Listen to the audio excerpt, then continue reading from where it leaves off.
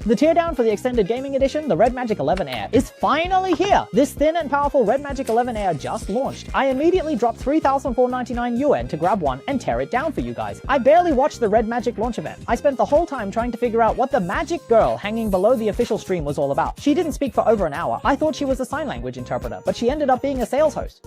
We can grab some great deals in our Red Devil live stream, right? It's still very cost effective. When comparing the thickness and weight of the 11 Air to the previous generation 10 Air, they are actually exactly the same. But compared to the 10 Air, its battery increased by 1,000 mAh. How did they manage this alien technology? Compared to the Red Magic 11 Pro Plus's 238 grams, this 11 Air is 212 grams. The difference between the two is a full 26 grams, which is very noticeable when you hold it, especially since the glass on the back is quad curved. The feel in the hand instantly improves significantly. Looking at the exterior, the texture of the back panel reminds me of the Nothingphone 3 that we filmed before, and that is something I really love because the Nothingphone blew up overseas precisely because of its incredibly high aesthetic value. However, the biggest problem with the Nothingphone is that it always uses a mid-range chipset, so the performance just isn't good. And now here is great, the phone that users have always wanted, combining the Nothing aesthetic with the Red Magic performance. It's finally arrived. I compared the phone's airflow against its competitors. This one here is the Honor Win RT, and this is the Red Magic 11 Air. After watching, you should intuitively feel that Red Magic, the original fan phone, still boasts impressive airflow. Looking at the screen, this narrow bezel, true full screen display is truly amazing, and the front camera's hidden effect I've observed is also stronger compared to previous generations. Look, screen off, screen on, screen off, screen on. Also, the 11 Air's screen looks more transparent than the 10 Air, especially after changing the angle. The viewing angle is indeed much better. Let's look at the chin again. Judging by the thickness, the chin on this generation of the 11 Air has also seen some improvement. The overall screen-to-body ratio looks absolutely incredible. Another thing I really love about Red Magic is that its operating system is completely ad-free. Having a rich parent really makes a difference. Plus, the system now integrates a PC emulator, allowing you to play PC games on your phone. PC fans, you are in luck. Okay, that's enough for the exterior for now. What about the internal components of this Red Magic 11 Air? Does this really justify its starting price of 3,499? Well, let's quickly start the teardown then. To be honest, the design is so good, I really don't want to take it apart. First, I'll use a heat gun to warm it up, then use a blade and a spudger to pry open the back cover along the edges. That really took a tremendous amount of effort. The adhesive around the Red Magic back cover is seriously sticky. The only phones with this much adhesion are Red Magic and Samsung, just these two. The back cover itself is made of transparent glass material, and the lens opening is reinforced by a single piece of metal plating. Then, corresponding to the fan, there's a smoked black hollow metal mesh. It doesn't look like it offers much dust protection. It's probably just there because the texture looks cool from the outside. Now let's take a look at the main body of the device. Once the glass back cover is removed, the mechanical aesthetic is even cooler.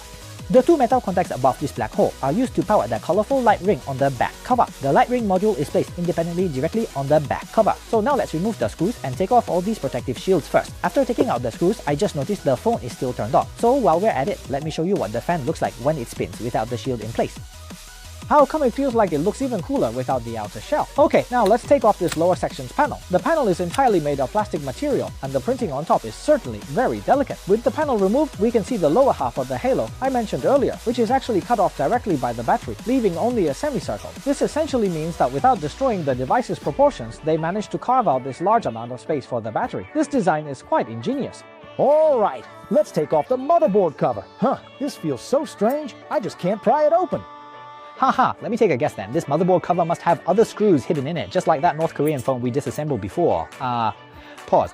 I knew it. There was a screw hidden behind this sticker. It's a good thing we have plenty of experience tearing down devices. Once the screw is removed, the motherboard cover can be taken off. I checked the cover and it only serves as a light guide plate. It uses the 4 contacts on the plate to supply power, making the Red Magic logo on the front light up directly. But strictly speaking, it's just a simple cover. The layer that actually functions as the main board cover seems to be the one underneath this plate. Things like the NFC coil, the fan and so forth are all there, integrated on these chips. And here's something quite surprising. The motherboard cover on a regular phone is plastic, but looking at this motherboard cover is actually entirely made of metal. Now, as for why they decided to make it entirely metal, we can see the reason when we flip it over. You can see the core heating area corresponding to this board, and the openings for the VC liquid cooling heat dissipation are all covered with a large amount of thermal paste. In other words, this little thing, besides being a motherboard cover, is also a metal heatsink. The heat is emitted from the SoC, transferred to the metal heatsink, and then carried away by the small fan on the left. So, although it looks like it uses an independent fan design similar to the terminal gaming consoles recently released by competitors, this metal cover plate's function is also similar to the airflow duct of the 11 Pro series. Anyway, the principle and the airflow are very similar. Genius. Okay, let's continue looking. This is the internal build quality of the 11 Air. On a scale of 1 to 91, how many points would you give it? What Red Magic users truly care about is definitely this thing I'm taking apart now, the motherboard. Looking at the back, you'll see the thermal paste is applied incredibly generously. It's placed on top of the SoC's metal shielding with an additional layer of copper foil, and then another layer of thermal paste is spread over that copper foil. Beneath the thermal paste, there's a direct contact VC liquid cooling system with a mid-frame cutout. It's truly stacked with cooling buffs. Now looking at the front, the Red Magic 11 Air's ambient light sensor also features an under-display design. The overall performance specs of the Red Magic 11 Air include the Snapdragon 8 Gen 3 processor plus the LPDDR5X Ultra and UFS 4.1 trifecta, and it's also equipped with Red Magic's exclusive R4 gaming chip. Compared to the previous Red Magic 10 Pro Plus, the specs for this performance trifecta remain identical, but the dedicated gaming chip has been upgraded from R3 to R4. Now, if your budget can't quite reach the initial launch price of $3499, you might also consider the previous generation's Red Magic 10 Pro Plus. I checked, and the current used price on Chuanzhuang for the 16 plus 512GB large memory version is only about 2,900 yuan. Plus, every phone on Chuanzhuang has gone through multiple rounds of official quality inspection, so the quality is guaranteed. And we don't even need to look at the motherboard design. What else could the Red Magic have? It must be a single layer motherboard design that favors heat dissipation. Even for the Air model, Red Magic still gives you a single layer.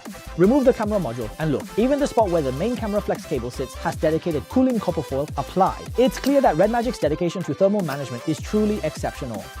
The front camera is a 16-megapixel under-display camera. Many of you might worry about its front-facing performance, so I tested it for everyone. The colors, they are definitely much better than previous generations, and it no longer looks hazy in the preview screen. Now, regarding the actual photo clarity, to be honest, it still cannot compare to phones that use punch-hole front cameras. But as I always say, for us hardcore gamers, the main goal is an unobstructed gaming display.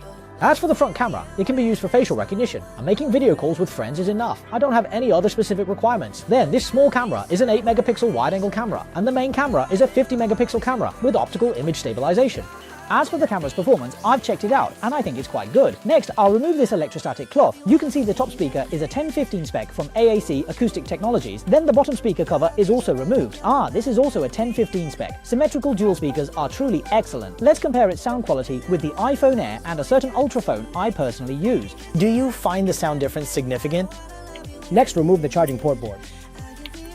We can see that the flex cable connectors on this charging port data board are many, because this small board must also handle the flex cable for the 520Hz touch sampling rate keys on the frame, as well as the side microphone flex cable.